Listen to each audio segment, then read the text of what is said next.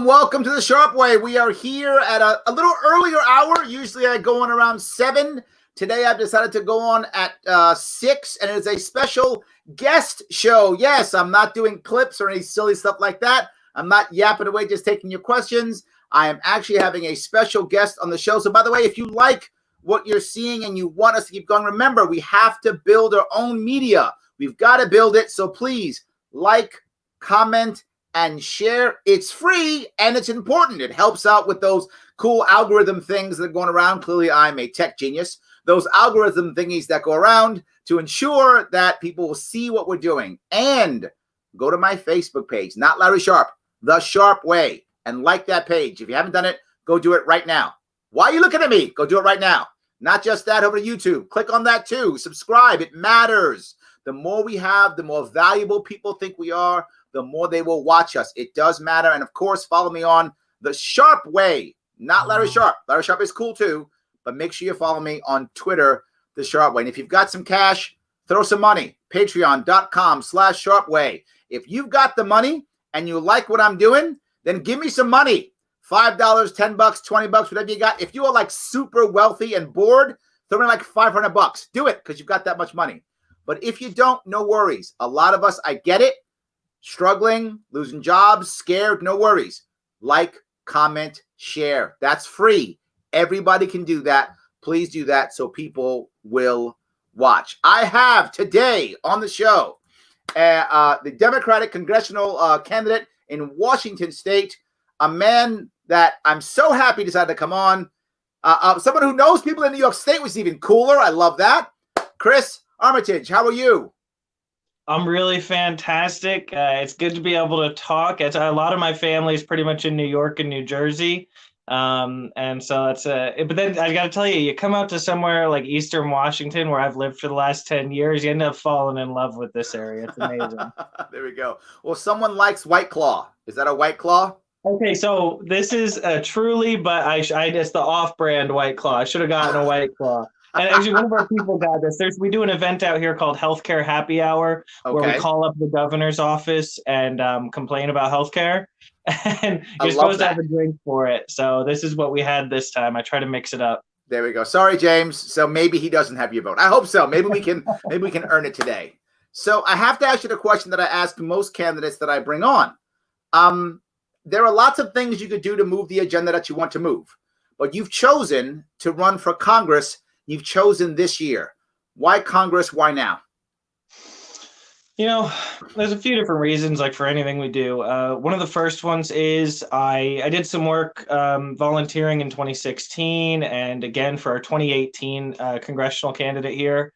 And I really just felt like we couldn't count on the Democrat or Republican establishment to give me a candidate to vote for that I'd really believe in. I know I want to vote for someone who knows what it's like to be uninsured and underinsured, knows what it's like to start a small business without already having a lot of capital or connections. Somebody who knows what it's like to serve their country. That's a one for me. And so I decided, instead of just complaining about it, step up, and either I'll end up eating crow because the things I complained about were there for a reason, or I'll just do it better. And so far, I think we're doing it better. I like that. That's a great reason. So I'm sure you have many issues. You brought up a couple just in that quick chat. Are there 2 or 3? And let me preface this. COVID has come in and just trashed everything, right? It's just made everything different. There will be a new norm. I don't think we even know what that new norm is going to be yet, but there's going to be a new norm. We're not going to go back to exactly the same way it was. Who knows what we're going to go back to? Prior to the COVID crisis, were there a couple of issues that were really bugging you that were number one for you? Well, healthcare, housing, and jobs are my go-to. The thing is, in this district, our incumbent's running for their 9th term. Wow. They've held elected political offices since I was 2 years old. Because before they were a U.S. Congress member, they were a state house member. And before they were appointed to that state house seat when I was 2, they worked for a state house person. They're career politician to their core. Yep. And this district has not been served by red versus blue politics. There was this expression they used to use, flip the fifth blue. That's not going to solve anything. That's going to make it feel like, to half the people in this district, they're going to feel like it's the red team versus the blue team, right, and half the district is losers. And I want everybody to feel like they've won. Like, but you are running as a Democrat, aren't you? Absolutely, yeah. So, so are you telling me you're like an anti-establishment Democrat? Is that what you're saying? Because if you're running as Democrat, that to me feels like red-blue politics, right? But you're saying no, so you're more of a Bernie type. Am I getting you right or no?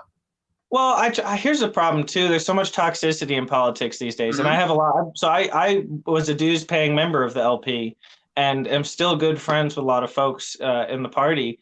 To me, I'm running as a Democrat because that's where the most platform overlap happens, and it's also a place where I can disagree more. The Republican Party, if you're a Republican candidate, this is your platform. There's no straying from it. I think the Democrats of the 2 major parties offer more wiggle room there. If I could run as an independent, I would. Well, it's so funny you said something. This is something that most people would think is almost crazy. You said the Democratic platform overlaps the Libertarian platform better than the Republican platform. Not the Democratic platform and the Libertarian platform. My personal beliefs. The Democratic. Okay, got it. Okay. My personal beliefs, like things I support, like decriminalizing sex work, decriminalizing drugs, ending forever wars. That's not the Democratic establishment platform. That's not the Republican establishment platform. But I can't have an R next to my name and be supported by any Republican groups with this platform. But every Democrat group in our district has supported this campaign. And it's because, like I said, my priorities are healthcare, housing, and jobs.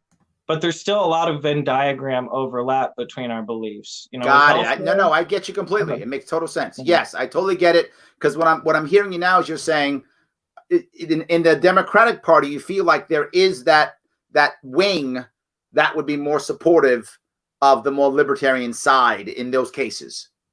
Absolutely. That's the thing. I'm not getting pushback. And it's amazing to me because when I hear people say, folks got their stimulus check and they just wasted it on some flat screen TVs, I have 2 responses. One, who the heck are you to tell someone how to spend their money? 2, why aren't you making flat screen TVs then? If they're going to blow their money, blow some of it our way. I'm with you. Let's make more flat screen TVs. Right? Absolutely. I love it. So you mentioned those 3 specific. Can you tell me those again? Yeah, healthcare, housing, and jobs. And I pick those, like Tipper Gore said, all politics is local. Sure. And I see a lot of candidates out there, especially in the Democratic field. They're all trying to be the next AOC. Yes. She's my congressperson. Oh, really? Literally. All right. Yes, well, literally.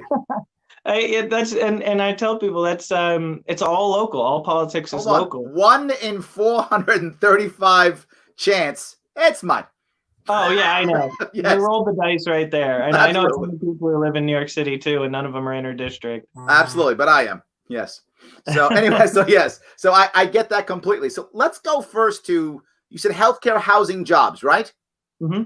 Tell me what that means. And you said you get mad and you call the governor talk about healthcare, but you're running for a federal seat. Yeah. How do you see that handling healthcare? Well, I'll tell you that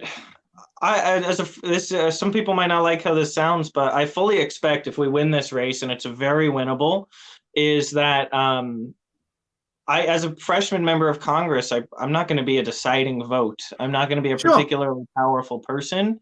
I don't know. AOC was.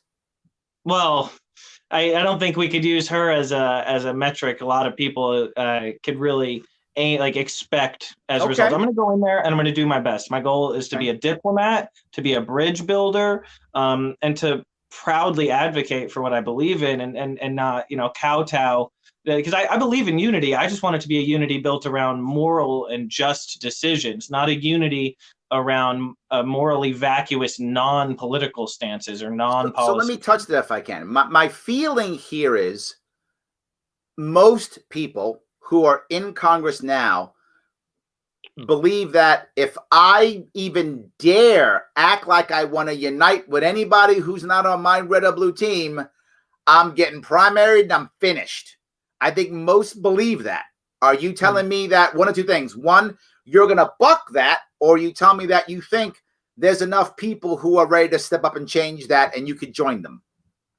Well, I'm pursuing this with what I hope is an optimism that can bring people together, because I see how this campaign, since I'm a first-time candidate who hasn't held office, and today I'm the Democratic candidate. The filing deadline's about to close, and it's me versus our Republican incumbent and one other Republican, because we do a jungle primary. But I think if I approach it with that optimism and that attempt to just do things how I believe they should be done, that'll inspire other people. We'll see if it works out. But this campaign's gained an incredible amount of support because people they want that to happen. We're done with the toxicity. We want it to be over. And I think there was a few decades ago, being a politician was 85% governance, 15% politics, and now it's 95% politics, 5% governance. Yes. Yeah, absolutely. So I want to move past that. You want to help. You want to deal with healthcare. How does that, in your mind, look like an Obamacare? Does that look like Bernie's Medicaid for all, Medicare for all? What does that look like in your world? Well, I'll open with one of the most important lessons I learned in the Air Force was something one of my commanders told me. He told me the best decision's the right decision, the second best decision is the wrong decision, and the worst decision's no decision. And I just haven't seen a lot of real solutions brought forward. I think at this point we have the most expensive system, and we're the only first world country where children die because they don't have insulin, because their parents can't afford it. I remember going off as a kid, I'd go to wrestling practice, and my mom would say, please don't get hurt.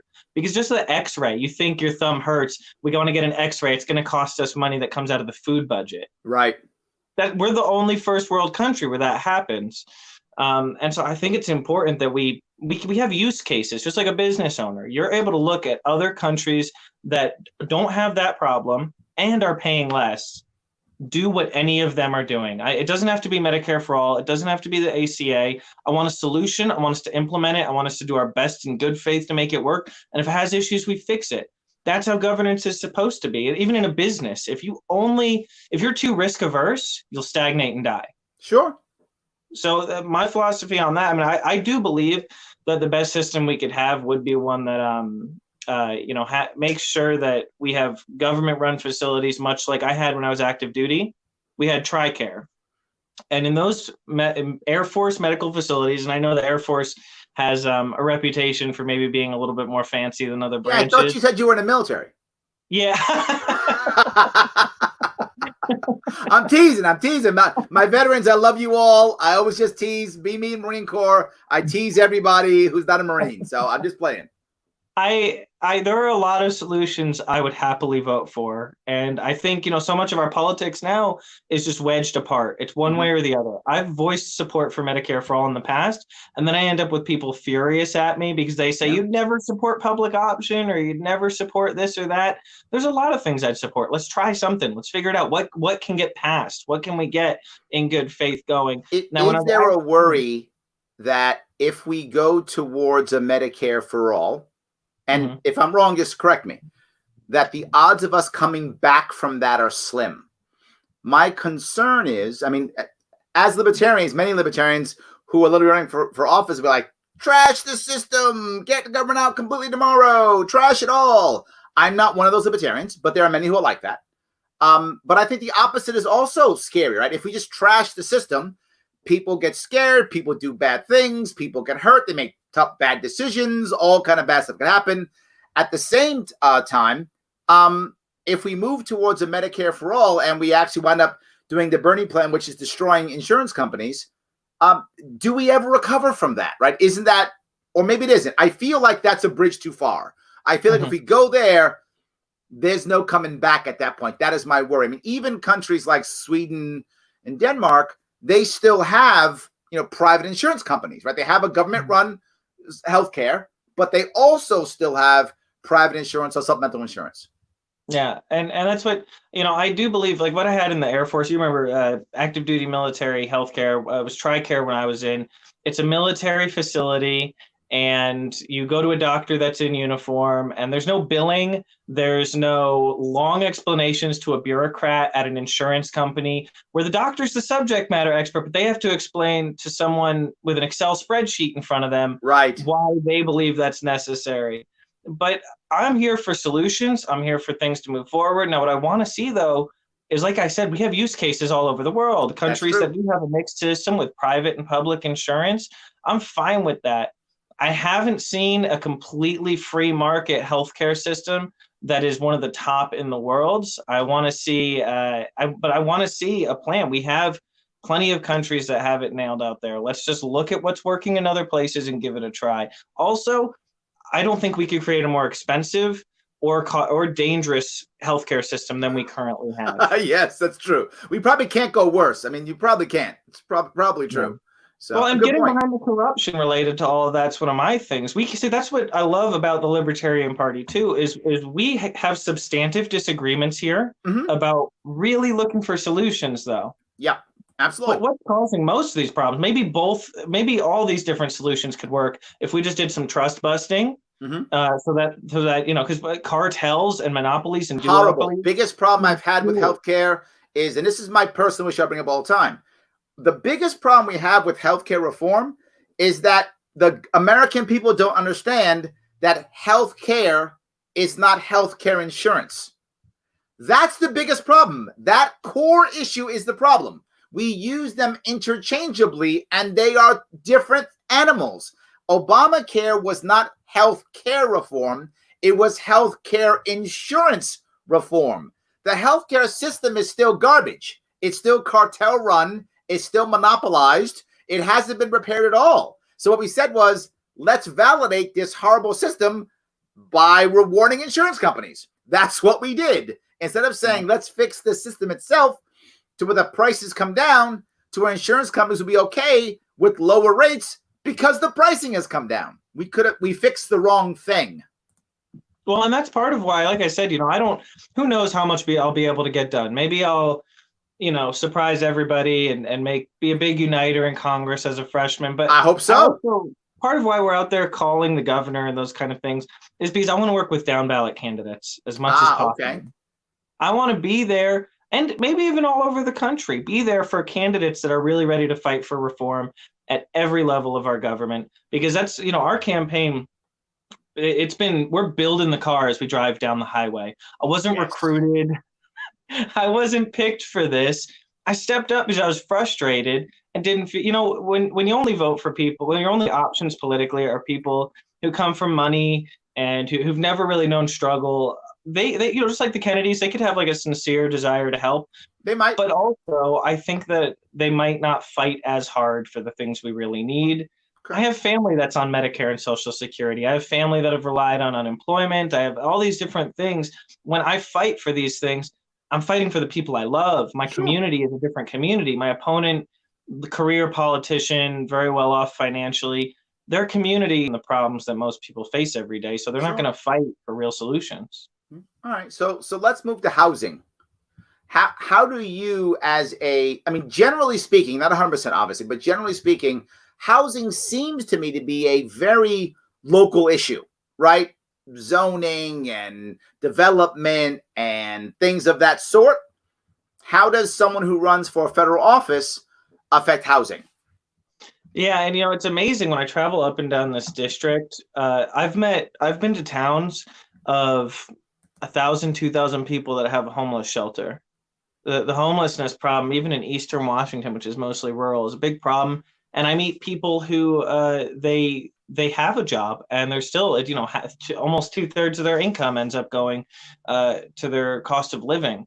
Now, I think part of the problem right now is we continue to throw our tax dollars at private businesses for them to build low-income housing. Their job is to make more money. I'm not mad at them for that, but that's where I see the government's role. The government isn't supposed to be there to throw money at for-profit institutions. A limited government, is one that handles things that shouldn't be done for profit. That's part of my thing with healthcare, is I don't think healthcare, I don't think anybody should make more money if you're more sick. I think that creates a bad dichotomy. Well, with housing, let's use the taxpayer dollars we have and let's invest in housing for people who really need it. I don't believe that homelessness should be a problem in this country. I believe especially if you're working a job, you should be able to afford housing. And so while there are permitting and zoning issues and those kind of things, I think the government should be investing that money that we're currently just throwing at for-profit businesses, and it's never enough. And we should just build facilities to let people live in. And I use the military as my background for a lot of that. Okay. It wasn't perfect, but it was something. They had base housing. They had the dorms. I think that those need to be options for folks. I remember base housing. I do. Absolutely. I remember when I was I was in the 80s. We still had squad bays, big open bay with bunk racks like you saw in the old movies. Full Metal Jacket. I mean, we still had that type of environment. So now most of them have some type of room or something like that, right? But I do think I do agree that the government should be putting money into it. But I feel like what you're saying is the government should be building it themselves. Is that what you're saying? And you could call it public option housing if you want. But I do think having a nonprofit alternative that's solely run with the intention of providing for the general welfare, and that's something mentioned in the Constitution. Part of our government's duty is to provide for the general welfare. That's something I support. It's something I believe in. And it's just, to me, if you're going to do something about an issue, I'd rather we just invest in it. The public, when we throw our money at a private corporation, we don't get to have a say in who that board of directors is. Okay. But ideally, when we have government-run organizations like one that I'm talking about that provide public housing, that's an organization that should have transparency and public oversight. And if people aren't happy with how it's being run, they should be able to unelect the people or replace the people who are running it. When it comes to healthcare, I heard what you said. You said we shouldn't have a system to where you make more money because someone's sick. And I think that's how it works now. There is a system now out there, which is basically the equivalent of like a gym membership type thing, right? Right. You and I are doctors and we open up a doctor's office, right? You're a general practitioner and I specialize in, I don't know, I'm an ENT guy, nose and throat guy, right? That's what I am. And you're a general practitioner. And we open up this place and we agree that we're not going to take any insurance. Because right now, all the best doctors in New York City, at least, don't take insurance anymore. So what's actually happened is we have a two-tiered system currently in New York City. The best doctors take a check or credit card, and everyone else goes to the regular doctors who has insurance because they don't want to put up with the insurance anymore. And that's what's happening now, a two-tiered system. I see that as the future if we don't do something. And this concept is you and I become doctors, and we decide, like a gym, everyone who wants to join our doctor group, they pay, I'm making this number up, $250 a month for an individual, $500 for a family. They pay that no matter what every month. That's it. Every time they show up whenever they want. Doesn't matter. $5. That's it. $5 whenever you show up. They tried this model with nothing, and seniors showed up every day. So they had to start doing it to where they charged something so seniors wouldn't show up every day. That actually happened. That was a problem. They made it free. The seniors said, oh, this is the place to hang out. So they showed up every single day. Someone said they charge $5. That's all it costs. So someone has a stub toe, x-ray, whatever. We have an x-ray on site, an x-ray machine on site, $5. It's all it costs, period. So what is our best interest, yours and I's? Our best, yours and mine. Our best interest is they never show up. So our goal is to keep them as healthy as possible.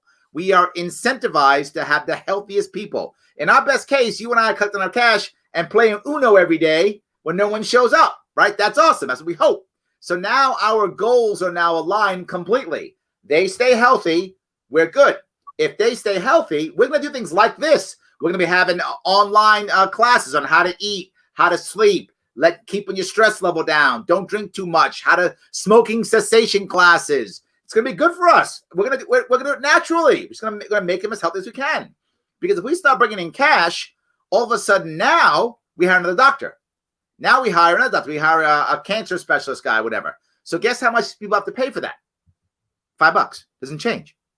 We get more people in. They start giving us more money. We know what we're going to be paid because we have monthly subscriptions. We know how much we can pay, what we can buy. We save money. We buy an MRI machine. and hire a radiologist. Or is that who does it? Whatever technician is for the MRI. I don't know who it is. Whatever the technician person is, we hire that person, right? So now you come in for an MRI. What's it cost? $5. It's all cost. Doesn't matter. This, and again, I don't ever want to use my MRI machine because I don't want you to ever be sick. So I'm going to do whatever I can to make sure you're healthy. But not just that. What if one of our patients is so sick we have to go to their house? Currently, particularly if you're a hospitalist, that's against the law in New York State. But you and I, we can go to their house. Why not? Make a house call. Hey, Jane's sick. Chris, get in the car. Go see her. She's in trouble.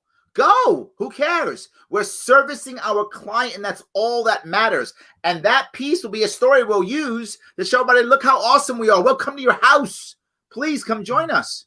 You might say, well, what about poor people? No worries. Here's where government steps in. Because the government says, you know what? Here's what I'm going to do. This is a great plan. Chris, Larry, if you guys take 10% of your customer base and give them the monthly subscription for free, 10%, and people that we say as government are poor, and for example, we say that's people who can get free lunch at school. I'm making that up, right? But whatever it is, take those people, no payroll tax for you at all, and they're your people. Now, when it's just you and I, that's probably not worth it. We don't have much payroll tax. But when it's me, you, the cancer guy, the technician, and a couple of admin people, that adds up. Then we go, yeah, we'll take them. So now people who are poor get the exact same health care that anybody else gets. Same health care, no taxpayer money. I think that's completely reasonable, Larry. I think there's a lot of solutions here that could work. And that's the great thing when you're stepping up to the table and you're not corrupted, you're not bought by special interests. There's a lot of different solutions that can work out. That's not something I would fight. And I'll also say that's part of why I like working with down ballot candidates. Yes. That's the great thing. You know what? Washington, California, and Oregon have kicked around the idea of combining one large healthcare system. That's the American experiment. Let's try it out. Let's see how things work. I like it. Yes. So, and let me go to the housing piece. There's a housing, I bring this up often. In the Bronx, they have a housing place. They have a couple of them, actually. It's made specifically for veterans in this case, but you can make for whatever, where they have apartments, single bedroom apartments. You can go there. And if you go there, all you have to agree to, if you want to go there, is you have to agree to show them and disclose exactly how much money you bring in every month, or you can't be there. So if you want to, you can volunteer, show how much money you make. Doesn't matter how much you make. Doesn't matter if you're on SSI. Doesn't matter if you're on disability. Doesn't matter if you're on wealth. It's irrelevant how much money you make monthly. And you agree that you will pay 1/3 of your income as your rent, whatever that is. If you make nothing, you pay 1/3 of nothing. If you make $1,000, you pay 300 something bucks. You pay whatever is 1/3 of your income. That's all you pay. You don't ever have to leave. Stay as long as you want. Now, this one's for veterans. So they have counseling on the bottom. They have a workout gym there also to keep the vets healthy. People show up. They have security, whatever. You stay as long as you want. What does that do? What that does is eventually, if I get myself out of it, I work up to where I make so much money that it's not worth the rent. So I leave because I don't want to pay $3,000. I'm making $9,000 a month. I'm not paying $3,000 a month for a 1-bedroom in the Bronx. No way I'm paying that. I'll go someplace else. So I will voluntarily leave, but I never get thrown out. Man. So I can stay as long as I want. Now, some people actually will stay longer. Why? They enjoy the camaraderie. They enjoy the idea of being with the vets. They enjoy having purpose of helping and being an example for other vets. So it helps everybody. And they voluntarily decide to pay a higher price in their rent to do this. Some do. And then some eventually go, all right, I can't go any further. And they leave. But if we would do that, create that, but here's the better piece. Sponsor it. Do you know how many companies want to do we love veterans? They do it all the time, right? The NFL does this, right? The NBA, let's salute our veterans and do a flyover. That costs thousands of bucks. Don't do the flyover. Don't do the salute thing. Don't do that. Instead, build a housing, some housing, and put your name on top of it. Put sponsored by the NFL. Put that on it. Build those houses. You create rent, so you're making money. Right? And you built it and you get marketing. And now, no government involved, no extra taxes, voluntary joining, voluntary leaving, support structure there. If you do this for tiny houses, for homeless people, now homeless people can go there, and homeless people often prefer tiny houses because they're accustomed to small spaces. So they actually prefer tiny houses. You do it for tiny houses, sponsor, people are there to help them, safety, not like a shelter, which is what is government run, not a shelter, but an actual housing place, sponsored by the NFL or 3M or whatever. And again, the homeless person pays 1/3 of their income, whatever that is. If that's nothing, it's free. If they get up and start rocking and rolling and make money, housing doesn't crush them, because no matter what they make, if they go minimum wage job, 1/3 of your income, whatever it is, move them out, voluntarily leave. No taxpayer cash in that one. No government building. So here's part of my issue there is, corporations govern our lives too in many ways. And I don't see, there's a lot of people on the left who just say corporations evil, always bad, horrible, and government always good. And I think it's difficult to communicate, especially as someone running for elected office, the ambiguity there, that any organization is a collection of people, and it's what we make of it. It's what guardrails 100%. You put in there. It's what oversight you put in there. 100%. And, a bad idea executed well will probably do better than a good idea executed poorly. Usually true, because at least you'll adjust on the way there, right? Yeah, I'm with you.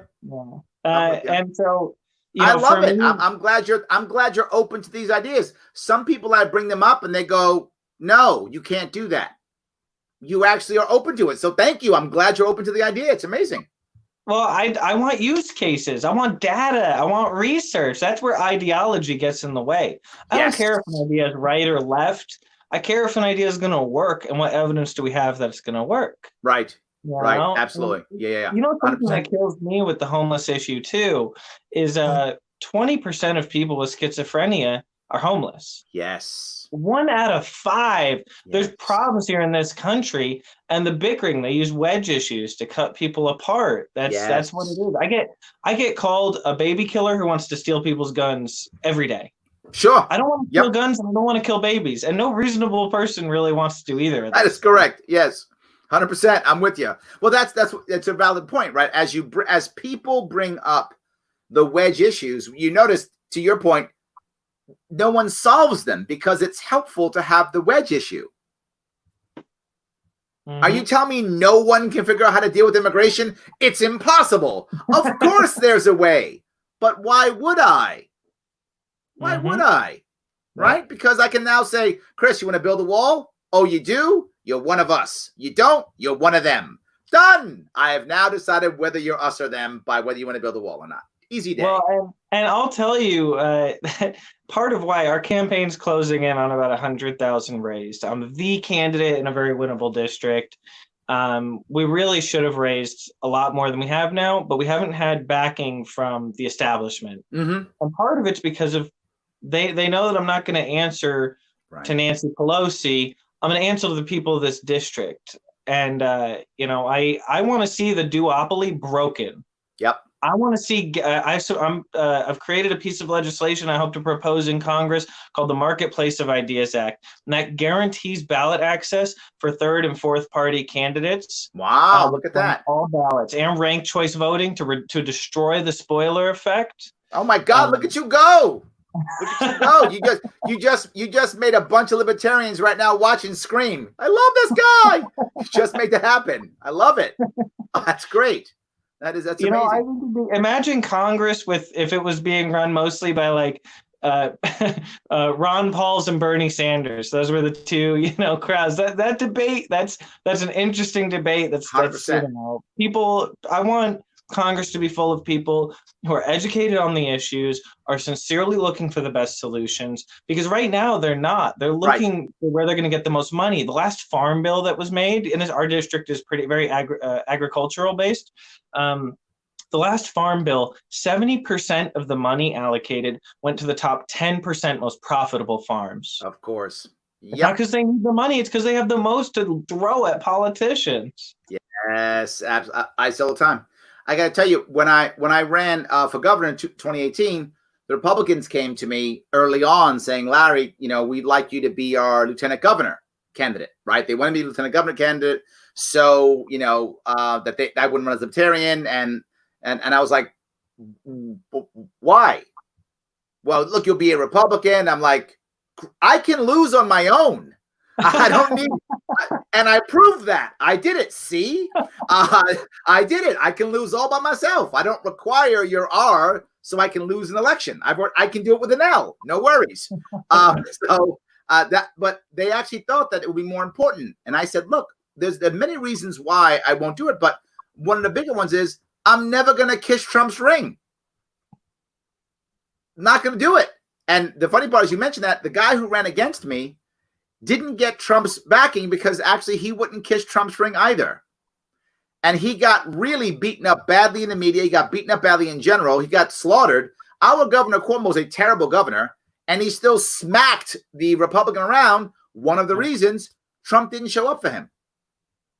No. He basically said, oh, you won't kiss my ring? Bye. And again, I'm not Trump bashing here. No. That's all of them. That's Nancy Pelosi too, as you're saying, right? They always want you to kiss the ring of whoever's in charge. Mm-hmm. That person, you have to kiss their ring. I think, there's one advantage in the Libertarian Party in that regard is there's no one's ring to kiss. So there's one advantage, I guess. Give us like 20 years when we become corrupt and stuff, then we'll have our Libertarian guy or gal who has kissed their ring. I donated to you and Gary Johnson. Oh, thank you, brother. I appreciate it so much. Let me tell you something. We pull this off. We show that just coming to the table, hearing people out works. I will show up for down ballot libertarian fundraisers and Democrat and maybe even Republican. I'm looking for candidates that are unbought, that are coming to the table for the right reasons. That's what I care about, not about parties. I'm agreeing with you. I have no shot of winning as anything. Even as a Democrat, it's an uphill battle. But the fact is, I'm in this race to win. And I know that, it's a wave election year. The Democrats have coalesced. We've no doubt I've built a coalition in this district. But one of my favorite things, I've been to towns, 25 towns. Our district is 25% bigger than New Jersey. Wow. It's a large district. Yeah. Yes. Wow. 10 counties. And it's about a 6-hour drive top to bottom. Wow. And, I've been to 25 towns in this district. I'm talking about some towns that are 700 people. And we held 3 events and went to every small business in those towns. And people will say, are you going to support our president? And they're talking about Trump. Yes. And there's something a friend from the LP told me that is one of my favorite things to say. And that is that the office of the presidency should not hold so much power that half the country is terrified if the other half wins it. And what do they say? They say they like that. They say that's reasonable. The Congress doesn't work for the president. That's a fact. It's a co-equal branch. Is there anything that the president has done that you have supported? Because generally speaking, I'm going to give you a campaign a tip right now. As a general rule, when someone says, will you support this person, insert person here, if you can find something you support them on, mention that before you say anything else, and at least they're more apt to hear you. That's a good point. I appreciate that a lot. One of the things I often talk about is I'm very happy, and I mean this openly, I'm very happy that Trump is having communications with North Korea. I think that's brilliant. I'm very happy he's doing it. His East Asian strategy hasn't been so bad at all. I'm actually okay with that. So very often, before I talk about Trump in any way, I'll bring that up. I'll say, I'm happy that he's opening up, North Korea. That was a brilliant move. Other presidents didn't do it at all. He went there, he talked to him. Good. This is the kind of policy we should have. And then I'll say whatever I'm going to say. So I bring up the where I agree first, right? Often about AOC. I talk about AOC, right? She's I say, she hustled. I give her total respect. She busted her rump for that seat. She did. She was not sitting on her ass. She was up there. She was working a job, knocking on doors. She knocked on my door, and her people did more than once. I wasn't here when she did it. But yes, they left the paper. They came in, knocked on all of them. I mean, So I give her credit. Then I'll say what I say about AOC. So a little tip for you. Anyone else watching who's running, tip for you. When someone asks, will you support insert person? If there's anything that you agree with that person on, bring it up first better chance to hear you, then say whatever. I didn't know about the Sharpe Way before I was on, but I'm not sucking up to you. I really think like you've given me some, even before this, you've given me some really insightful stuff. Because I jumped into this just because I know part of my background too. I left. I served in the Air Force and I deployed twice as security forces, and I did law enforcement and 911 operator work. I earned a Master's of Science in Homeland Security while I was active duty and an undergrad in criminal justice. I left the military and went into stand-up comedy. Wow, And there we go. I said I was never going to wear a button-down shirt again, and I just wanted to tell jokes. I love it. But the reason why I made the Sharpe Way in general, some people, if you're watching me, I was actually on about an hour or two ago, and that was Libertarians Drinking Coffee Live. That's a libertarian show. That's only libertarian people who are running. It's only libertarian people who are either in office or running. We talk about libertarian stuff. That's all that is. The Sharpe Way is not that. I rarely have libertarians on the show. Rarely. It's me yapping, or it's me talking about some special issue that's on TV, or it's me with a Democrat or Republican. It's rarely me with a libertarian. Here or there, but it's not. The Sharpe Way is trying to get everyone on the same page. That's all it's about. Can we all get on the same page? Can we see how we're all together? Can we do that? The Libertarians Drinking Coffee Live, that's motivation for libertarians. Let people know that we're moving forward, that things are happening. There are people everywhere. It isn't just the presidency. It's local, and it's things you're doing, right? It's you doing stuff locally that matters. Absolutely. So I'm very happy to hear about that. And I'm glad you're open. The thing that may not seem a big deal to you, because you're obviously open to walking across the aisle. You're open to other people's ideas. I live in New York City. Most Democrats won't return my phone call, won't return my email. If I'm not a Democrat, I did some campaigning in the Bronx, and I went to like a couple of black churches. When they found that I wasn't Democrat, they got up and walked out. So there's some serious Democrat worship in my city. So for you as Democrat to go, no, I'll come on, I'll talk to you. I'm like, yay, yay.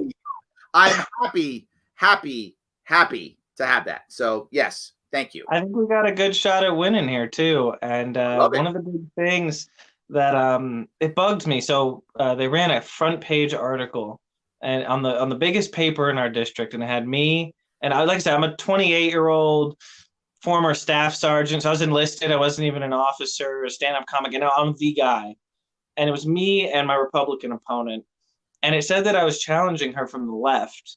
And that bothered me because I'm challenging her. We're working on a billboard right now. If folks donate, maybe they can help make that happen. Working on a billboard. If they want to donate, they can go to Armitage for Congress, which is right there on the bottom of the screen.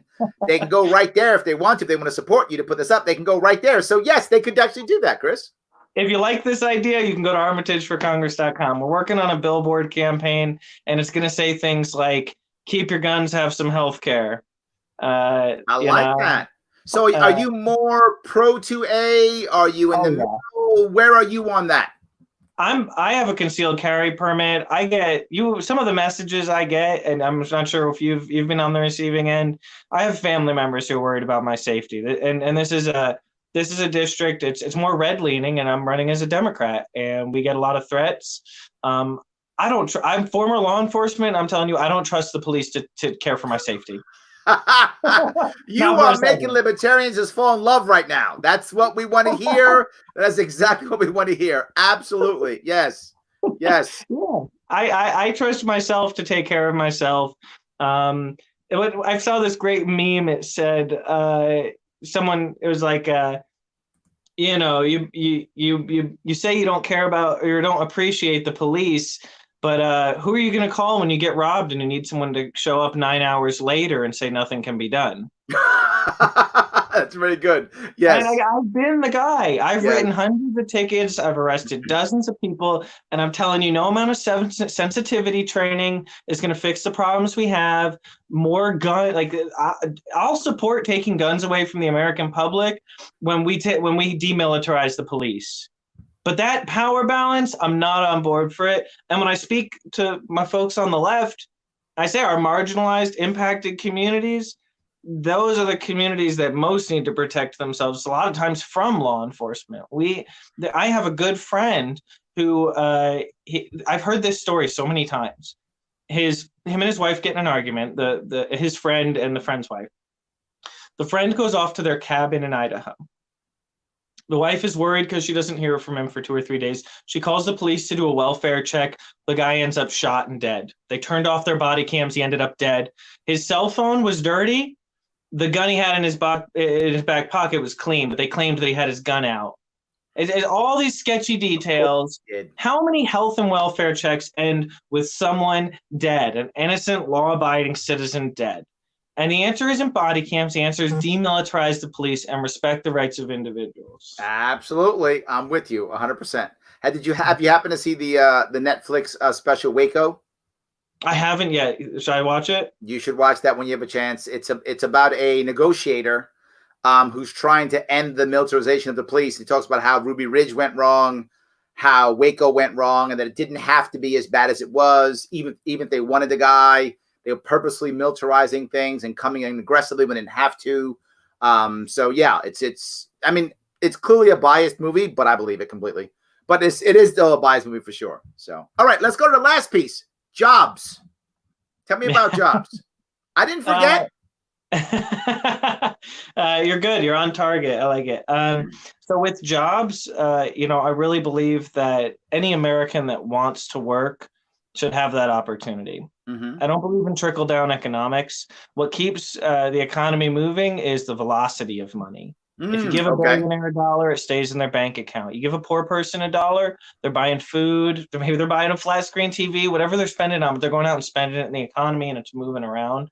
And we need to invest in demand side economics. I want the American people to be able to buy what they need for their daily life and some extra. You know how many millennials dream of the day they could have a savings account? I know. Yeah, my grandfather was able to graduate high school, and with a high school education, he got a job as a delivery truck driver, and he earned enough money to raise a family of 5, have a car, have a house, take care of everybody. That's not something that's around. And when people say it's just about, millennials don't work hard enough, no, economic opportunities are different right now. Yep, absolutely. And we can't just throw money at private businesses. Look, if I'm a CEO and my job, I have in front of me, I can take this government bailout money and also take care of my employees, but we're not going to make as much money. Well, then can I blame the board for firing me for not taking the money and cutting my employees' wages? Because that makes more money. We have a duty to the shareholders to make more money. As always, though, we care about our shareholders. Exactly. Yes. That actually is the biggest problem that we've had when it comes to corporations in general. The concept that the culture accepts that statement as true. We have a duty to our shareholders. The best businesses that actually have long-term success don't believe that. They believe they have a duty to both their customers and their employees, and that shareholders come second, right? Those that really last for a long time and don't just cut things and aren't. That's what actually happens. People don't realize that. Even guys like, the Jack Welch, who's awesome. He's the best guy in the world. Jack Welch is a shitty CEO. How do I know that? He would cut 10% and he turned GE into a finance company. He didn't build anything better. He made money on the back end. That's the reality. But that's why his show didn't work, by the way. He had a show on CNBC and it collapsed because he sucks. That's the reason why. And no people won't say they worship him. He's a crappy CEO. Anyway, but to your point, because he believed in shareholders. But we should be, as a culture, not as a law, but as a rule, we should be saying the responsibility of a company that gets protected by the government. That's what it does. While you have a company to get government protection, should be responsibility to customers and employees. And if you do that, you wind up having a better company that lasts longer. The data's in on that one already. It's not about the shareholders. It's about the stakeholders. And customers are stakeholders. Employees are stakeholders. Exactly. Absolutely. I heard something interesting. Nintendo apparently has enough money saved up where they could not turn a profit for 100 years and still survive as a company. Meanwhile, here we're bailing out the airline industry 3 times in my lifetime. Yes. They got record profits, and they still got to be bailed out again. Yes, absolutely. Well, also because once you again, this is a cultural issue. once you end it, Glass-Steagall, the Glass-Steagall Act 1999, the deregulation began in the Reagan and Clinton finished it up. Once you make that break between the two, you've just said that every financial institution is now an investment bank. And once every financial institution in the country is an investment bank, debt becomes the norm. Yeah. It changes everything. Now debt becomes the norm. So now if companies don't have debt on them as part of their books, people say, why not? That's a broken culture. That's how we are now. There's supposed to be debt on the books. Terrible idea. So I'm agreeing with you. I think you're totally right. So let me ask you now, with all of this going on, what do you think are your odds of victory? Do you feel like it's very high, middle, medium? What do you feel? What's your gut tell you now? I know you still got 6 months. Yeah. But now if you're trying to put your crystal ball, is this 20%? Is this 80%? 50-50? What do you think? 30 or 40. But nice, that's not bad. Yeah, in the age of COVID, that's the thing. Tens of millions of people unemployed. I think we got a good message as a campaign. A third of our voters didn't submit their ballots last election, but we already have mail-in ballots. And this year we started automatic voter registration. So I think outsiders will look in and say, we have maybe a 10 or a 20% chance. I think we're running a smart campaign with good messaging.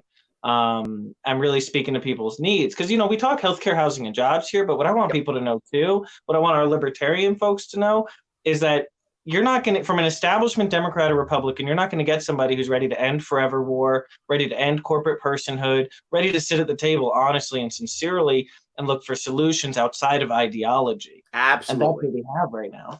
And I think you're right. With COVID, people are going to be more apt, I think, to hear. I hope at least, right? That's my hope. That because everything is collapsing, they may go, you know what? Maybe there's something else. Let me just listen to somebody who's not just going to, go, I love Trump or I hate Trump, which is what everyone's doing right now. Yep. Right? Either you love him or you hate him, and that's it. And that's the reason to vote. No other reason except whether you love or hate Trump. I think you're doing a different message. So how do you then measure your impact if you don't win, right? If you don't win, how do you measure impact? How do you know you've had a consolation prize or something like that? Or no, is it win or nothing? It's win or nothing in this race. I hate to say that. We're working with down ballot candidates. We'll see if a surprising seat flips. But my opponent is not going to change a policy for anything. My opponent votes with Trump 95% of the time. I don't even know married couples that agree 95% of the time. The only language incumbents understand is losing their seats. And that's what we're doing here. I know. I love it. I mean, that makes a lot of sense to me. You've got to push for the win. I think you have to push for the win. Do you have a strategy that you feel comfortable talking about? Yeah, here, let me grab my charger real quick. I didn't realize my phone was getting so low. No, it's okay. Are you there? Yeah, I'm here. No worries. I got to wrap this up anyway. No worries. I want to come back. Let's talk strategy next time. Perfect. I love that. Come on back. We'll talk strategy next time. Guys, I want to say thank you for watching. Let me make sure that if you want to support Chris, head over to armitageforcongress.com. If you're in the Washington State area, show up. He could use some help, right? Maybe some door knocking, maybe some stuff. If you're not in the Washington area and you want to support him, he also needs social media warriors. Needs those too. So don't mess up. He needs that share and like and comment stuff, just like I do. And lastly, if you've got some cash, you want to support him, head over to armitageforcongress.com. Hopefully we'll make some good things happen. Chris, thank you so much for coming on. And I'm very happy that you're open to talking to us. Thank you so much, my friend. I'll be back. Thanks, Larry. Take care. Right. Have a good one.